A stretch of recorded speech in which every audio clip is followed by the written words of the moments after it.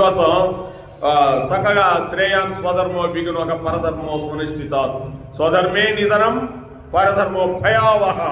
అర్జున, నీ ధర్మంలో మరణం సంభవించిన నా మేలే, పరధర్మం భయంకరమైనది, అటు ధర్మానికి వెళ్ళబాకని చెప్పాడు. అందుకోసం ఆ రోజు బ్రిటిష్ వాళ్ళు ఈ దేశానికి వచ్చి ఏదేదో చేశారు. వాళ్ళు ఏమన్నారు, మొట్టమొదటి చంద్రగిరి మహారాజుల దగ్గరికి వెళ్ళారు. వాళ్ళకి స్థలం ఇవ్వలా.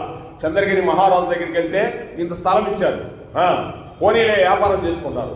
ఆ వ్యాపారం చేసుకుంటా అని చెప్పి చిన్నగా చంద్రగిరి మహారాజునే కొట్టేశారు. అక్కడి నుంచి రాజులు పెడతారు.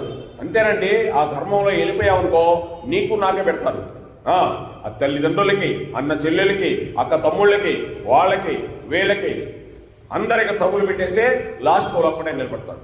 నిన్ను కూడా కొట్టేస్తాడు లాస్ట్కి. నువ్వు పరధర్మానికి వెళ్ళావనుకో, వాళ్ళ మాట వెళ్ళలేదనుకో, నువ్వు భర్త అయినా కూడా నిన్ను కూడా లేపేస్తాడు. అనుమానం లేదు. పరధర్మం అటువంటిది, భయంకరమైనది. చాలా జాగ్రత్తగా ఉండాలి ఈ దేశంలో. అందుకే చూడు, ఆ ధర్మానికి వెళ్ళిపోయారు అందరూ. అంటే ఏంటి, ఈ దేశంలో ఉండి భారతదేశంలో గాలి, నీరు, వాయువు, భారతదేశంలో తిండి, భారతదేశంలో అనుభవిస్తూ ఈ దేశం నాది కాదు అని చెప్పి, ఈ దేశంలో ఉంటేనే ఈ దేశం నాది కాదు, నాది వేరేది అని చెప్పి వాళ్ళు అలా వెళ్ళిపోయారు. ఇటువంటి వాళ్ళు చూడండి, తల్లి పాలు తాగి తల్లి అమ్మనే అమ్మేశాడంటే ఒకడు. అటువంటి వాళ్ళు పరధర్మానికి వెళ్ళిపోయారండి. భారతదేశాన్ని అమ్మేశారు.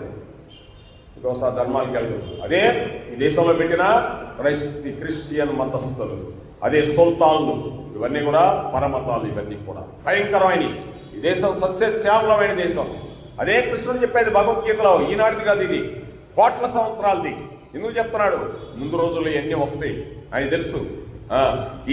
ఈ భగవద్గీత ఎప్పుడు ఉండేదే, ఎల్ల కాలం ఉండేదే. దీన్ని తీసేసేదానికి లేదు.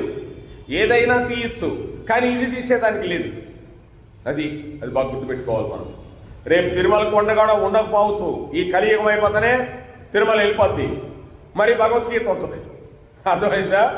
అందుకోసమే గీతాశాస్త్రం అనేది. గీత నేర్చుకుంటే జీవితం బాగుపడదు. చాలా జాగ్రత్తగా ఉండాలి. ఈ ప్రపంచం మనకే పెడతారు, మన దగ్గరే ఉంటారు. రైల్లో కూర్చుంటారు, కొద్దిగా సీట్ అడుగుతారు, కొద్దిగా ఇట్ట ముడ్డాడిస్తాడు, తర్వాత ఇట్ట అంటాడు, లేకపోతే నిన్నే లేపేస్తాడు. తర్వాత మళ్ళీ నువ్వు అటు పోయిచావనుకో, పోయాని సీట్ లేదంటారు. అదే బ్రిటిష్ వాళ్ళు చేసింది. అదే ఆ ధర్మం ఇక్కడ పెట్టిపోయింది. వాళ్ళు నమ్మకూడదు. నీ ధర్మంలో నువ్వు ఉండాలి. అదే బ్రహ్మగారు చెప్పాడు, నాయన రాబోయే రోజుల్లో స్వధర్మం అణిగిపోతుంది, పరధర్మమే ఎక్కువైపోద్ది అని చెప్పాడు.